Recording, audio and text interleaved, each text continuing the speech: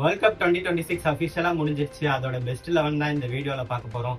So வாங்க வீடியோக்குள்ள ஸ்ட்ரைட்டா போயிடலாம். ஃபர்ஸ்ட் கோல் கீப்பர்ல எமி மார்டினஸ், சுனை சிமன்ஸ் மாதிரி நிறைய ஆப்ஷன்ஸ் இருந்தாலும் நான் பிக் பண்ண போறது ஒசினா.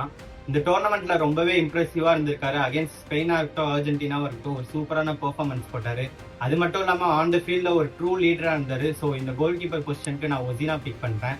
லெஃப்ட் பேக்ல டவுட்டே வேணாம், மார்க் குக்ரேலா பிக் பண்றேன். இந்த டோர்னமெண்ட் முழுக்க சாலிடா இருந்திருக்காரு. அண்ட் சென்டர் பேக்கு அவரோட டீம்மேட்ஸ் ஆன குபார்சியோ, லப்போர்ட்டும் பிக் பண்றேன். அண்ட் ரைட் பேக்ல பெட்ரோ போரோ. டிஃபென்ஸ்ல இவங்க இல்லாம நிறைய ஆப்ஷன்ஸ் இருக்கு. கிறிஸ்டியன் ரொமரோ, சலீபோ, உப்பமெக்கானோ. பட் இந்த டோர்னமெண்ட்ல ஒரே ஒரு கோல் தான் இந்த டிஃபென்சிவ் யூனிட் கன்சீட் பண்ணிருக்கு. ஸோ நான் அப்படியே ஸ்பெயினோட டிஃபென்ஸை ரீடைன் பண்றேன்.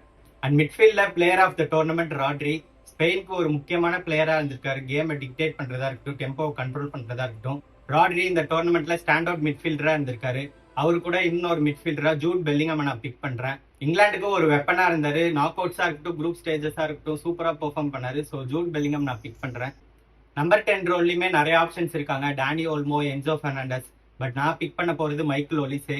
இந்த டோர்னமெண்ட்ல டாப் அசிஸ்ட் ப்ரொவைடரா இருந்திருக்காரு. அது மட்டும் இல்லாம அவரோட கிரியேட்டிவ் பிளே மேக்கிங்கா இருக்கட்டும், பிளாரா இருக்கட்டும், இந்த டோர்னமெண்ட் முழுக்க சூப்பரா பெர்ஃபார்ம் பண்ணியிருந்தாரு. கடைசியா அட்டாக் பிக் பண்ணும். இதுல நிறைய ஆப்ஷன்ஸ் இருக்காங்க.